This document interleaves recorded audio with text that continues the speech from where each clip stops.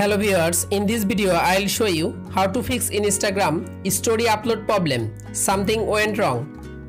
If you want to solve this problem, please follow the step. Step 1. Tap or hold on Instagram application. Go to apps info. Click on storage. Again click on clear data. Tap on clear cache data. Step 2. Open Play Store. Update your Instagram application latest version. Step 3. Again open your phone setting. Search Wi-Fi. You make sure your Wi-Fi or mobile data connection is properly connected. Step 4. Restart your device and again open it. Step 5. Again open your Instagram application. Click on plus icon. Select story.